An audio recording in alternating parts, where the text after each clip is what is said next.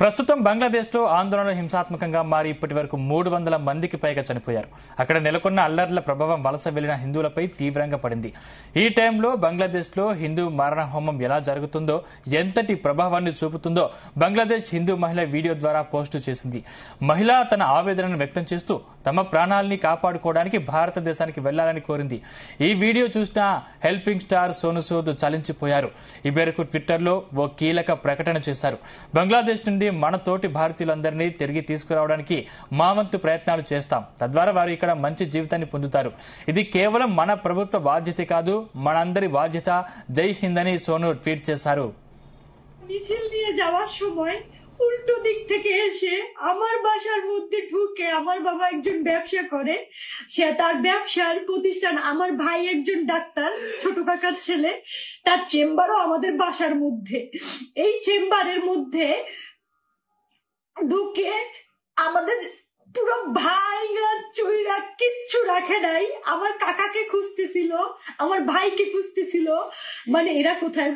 আমার মা বাইরে ছিল, আমার মা শুধু নিরুপায় হয়ে দাঁড়ায় দেখতেছে যে ঘরে ফ্যান বলেন, খাবার জলের জগ বলেন, একটা গ্লাস বলেন, কিচ্ছু রাখে নাই। পিটাই ভাইয়া ফেলাইছে। বাবা যতটুকু পারছে ছবি তুলছে এবং বাবারে মারছে, বাবার গায়ে হাত দিছে। আর আমার ছোট কাকা তো বলাই আছে, আমার ছোট কাকাকে ওরা খুঁজতেছে। মানে আমরা কতটা নিরুপায় আজকের এই ছাত্রদের কারণে। আমরা এখন কি দেশ ছেড়ে নিজের জায়গা জমি ছেড়ে কি আমরা ইন্ডিয়া পালাই যাবো, এটা মনে করতেছে সবাই। কেন ইন্ডিয়া যাব? আমরা স্বাধীন দেশে বাস করি না? আমরাও দেশের নাগরিক না? তো তাহলে কেন আমাদের সাথে এরকম হবে? আমরা তো স্বাধীনতা, ঠিক আছে, সবই ঠিক আছে।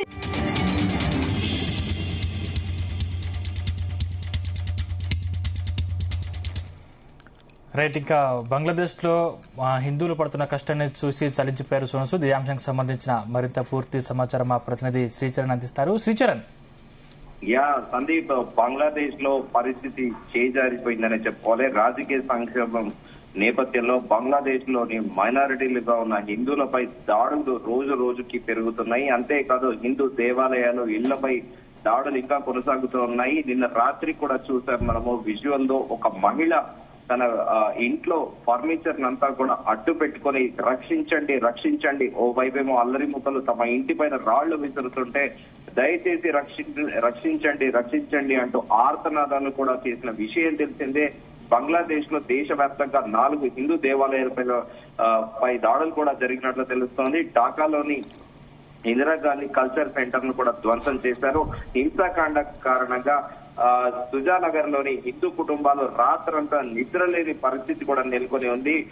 బంగ్లాదేశ్ లోని కందిపరా జిల్లా భరత్ లోని కాళీ ఆలయంపై కొందరు దాడికి దిగారు. ఆలయంలోని విగ్రహాలను కూడా విధ్వంసం చేశారు, పగలగొట్టారు. ఆలయంలో వచ్చిన కొన్ని విగ్రహాలను బయటికి విసిరి పారేశారు. జోగురా జిల్లాలో అనేక హిందూ మైనారిటీల ఇళ్లను కూడా తగలబెట్టారు. అలాగే పిర్చా ప్రాంతంలోని హిందూ దేవాలయాలపైన కూడా దాడులు జరిగాయి. వాహనాలను కూడా నిప్పు పెట్టారు. నోకాలి ప్రాంతంలో అయితే అక్కడ ఏకంగా 2 కౌన్సిలర్లతో పాటు ఆలయం పైన కూడా దాడి జరిగింది. ఆలయాన్ని పూర్తిగా ధ్వంసం చేశారు. బంగ్లాదేశ్ లోని హిందువులు భయంతో క్షణం గడపాల్సిన పరిస్థితి ఇప్పుడు అక్కడ నెలకొని ఉంది. ప్రతి క్షణం కూడా ప్రాణాలు అరచేతిలో పెట్టుకొని కూడా బంగ్లాదేశ్ లో హిందువులంతా కూడా క్షణాన్ని గడపాల్సి వస్తుంది. మరోవైపు తమపై దాడులు ఆపాలని, తమని రక్షించాలని కూడా హిందువులంతా కూడా కోరుతున్నారు. తాజాగా ఈ హిందువులపై జరుగుతున్న దాడులను ఉటంకిస్తూ సోను సూద్ కీలక వ్యాఖ్యలు చేశారు. ప్రస్తుతం బంగ్లాదేశ్ లో ఆందోళనలు హింసాత్మకంగా మారి ఇప్పటి వరకు 300 మంది పైగా చనిపోయారు. అక్కడ నెలకొన్న అల్లర్ల ప్రభావం వలస వెళ్లిన హిందువులపై తీవ్రంగా పడిందని కూడా సోను సూద్ ఉటంకించారు. ఈ టైంలో బంగ్లాదేశ్ లో హిందువుల మారణ హోమం ఎలా జరుగుతుందో, ఎంతటి ప్రభావాన్ని చూపుతుందో బంగ్లాదేశ్ హిందూ మహిళ వీడియో పోస్ట్ ద్వారా తెలిసింది అంటూ కూడా, పోస్ట్ చేసింది అంటూ కూడా సోను సూద్ ప్రస్తావించారు. మహిళ తన ఆవేదనను వ్యక్తం చేస్తూ తమ ప్రాణాలను వెళ్లాలని కూడా కోరింది.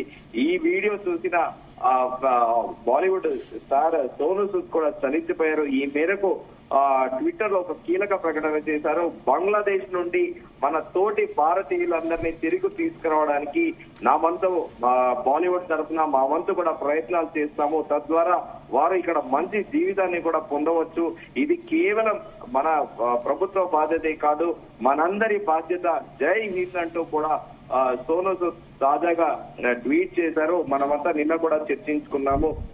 అక్కడ టార్గెట్ గా కూడా హిందూ దేవాలయాల పైన, విగ్రహాల పైన దాడులు చేయడము, జోగూర్ జిల్లాలో అనేక హిందూ ఇళ్ల పైన నిప్పు పెట్టడము, దేవాలయాలతో పాటు వాహనాలకు కూడా నిప్పు పెట్టడము, అటు మనుషులపై దాడులే కాకుండా హిందువుల ఆస్తుల పైన కూడా దాడులు చేస్తున్నారు. అసలు ప్రభుత్వం అనేది కంప్లీట్ గా అసలు మిలిటరీ కూడా ఎలాంటి యాక్షన్ తీసుకోకపోవడం కూడా గమనార్హము. పోలీసులు అయితే ఇంకా చూసి చూడనట్టుగా వ్యవహరించడం కూడా అసలు దేశం ప్రపంచంలో ఎక్కడ లేని విధంగా కూడా, ఎన్నడూ లేని విధంగా అత్యంత దారుణ పరిస్థితి ప్రస్తుతం బంగ్లాదేశ్ లో నెలకొందని చెప్పుకోవచ్చు. ముఖ్యంగా హిందువులైతే పదే పదే కూడా వేడుకుంటున్నారు తమని రక్షించాలని. క్షణం భయంతో గడపాల్సిన పరిస్థితి అయితే ఇప్పుడు బంగ్లాదేశ్ లో హిందువులకు నెలకొనింది అని చెప్పుకోవచ్చు. సందీప్, శ్రీచరణ్, అంటే సోనూ సూద్ గతంలో కూడా కరోనా కష్టకాలంలో స్పందించారు. ఇతర రాష్ట్రాల్లో లేకపోతే ఇతర దేశాల్లో ఉన్న వారందరినీ సేఫ్ గా ఇండియాకి తీసుకొచ్చారు. ఇప్పుడు కూడా ఆ బంగ్లాదేశ్ లో ఉన్న వారి పట్ల సోనూ సూద్ స్పందించిన తీరు పట్ల స్పందన ఎలా ఉంది? డెఫినెట్ గా మనం సోనూ సూద్ కూడా ఒక మానవీయ కోణంలో కూడా తన ఉదారతను కూడా చాటుకున్నాడు. ఆయన కరోనా టైంలో కూడా దేశవ్యాప్తంగా కూడా అటు ఎక్కడైతే లేబర్ లో ఎవరికైతే పని లేకపోవడము, వివిధ రాష్ట్రాల నుంచి వచ్చిన వారికి ప్రత్యేకంగా ముంబైలో నుంచి వారికి బస్సులు ఏర్పాటు చేసి వాళ్ళ ఇళ్ల కూడా పంపించాడు కరోనా టైంలో. ఎట్ ది సేమ్ టైం వాళ్ళకి గ్రాసరీకి నిత్యావసర సరుకులు కూడా సాయం చేశారు. అదే కాకుండా మన తెలంగాణ రాష్ట్రంలో ఒక యువతి కూరగాయలు అమ్ముకుంటూ ఇంజనీరింగ్ చదువుకున్న పిల్లకి కూడా తాను ఉపాధి కల్పిస్తాను, తాను మంచి జాబ్ ఇప్పిస్తానని కూడా ఎక్స్ వేదికగా కూడా ఇలా సామాజికంగా కూడా మొదటి నుంచి యాక్టివ్ గా ఉన్న సోనూ సూద్ సమాజం పట్ల కూడా చాలా ఆయన సానుకూలంగా ఉంటారు.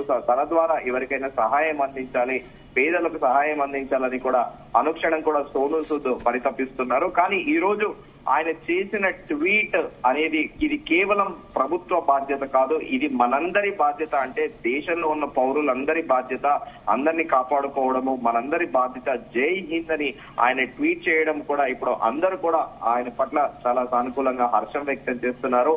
ఇది నిజమైన బాధ్యత గల పౌరుడి వ్యాఖ్యలు అంటూ కూడా నెట్టింట కూడా కామెంట్ చేస్తున్నారు. సందీప్, శ్రీచరణ్, అంటే అక్కడ జరుగుతున్న హిందూ దేవాలయపై కావచ్చు, లేకపోతే మందిరాలపై కావచ్చు, లేకపోతే హిందువులపై జరుగుతున్న దాడి పట్ల ఇండియన్ ఎంబసీ ఎటువంటి చర్యలు తీసుకునే అవకాశం ఉంది? ప్రస్తుతం అక్కడ డిప్లొమాట్లు, అక్కడ బంగ్లాదేశ్ లో ఢాకాలోని ఇండియన్ ఎంబసీలో ఉన్న డిప్లొమాట్లు అక్కడ నిరంతరం కూడా అక్కడ సైనిక అధికారులతో కూడా సంప్రదింపులు జరుపుతున్నారు. ఇప్పుడు కొత్త ప్రభుత్వం ఏర్పాటయ్యాక కూడా ప్రస్తుతానికి అక్కడ దేశంలోనే సంక్షోభం నెలకొని ఉంది. సో అక్కడ అందరూ విద్యార్థులతో సహా పలు రాజకీయ పార్టీల నాయకులు కూడా ప్రొటెస్ట్ చేస్తున్నారు. నిన్నంతా కూడా చూసాం మనము టీవీలలో కూడా.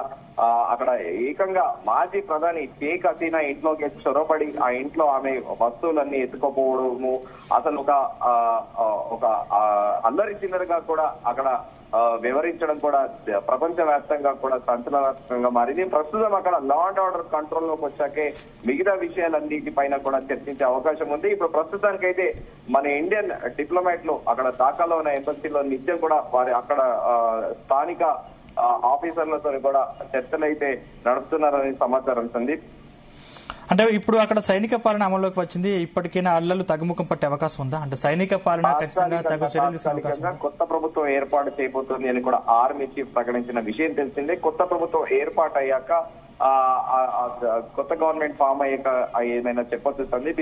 ఇప్పుడే దాని గురించి మనము అదొక ప్రీమెచ్యూర్ బేబీ లాగా ప్రస్తుతం ఒక గందరగోళ వాతావరణం నెలకొని ఉంది బంగ్లాదేశ్ లో. సో కొత్త ప్రభుత్వం ఏర్పాటు అయ్యాక ఎలాంటి చర్యలు తీసుకుంటుందో అనేది వేచి చూడాల్సిందే సందీప్.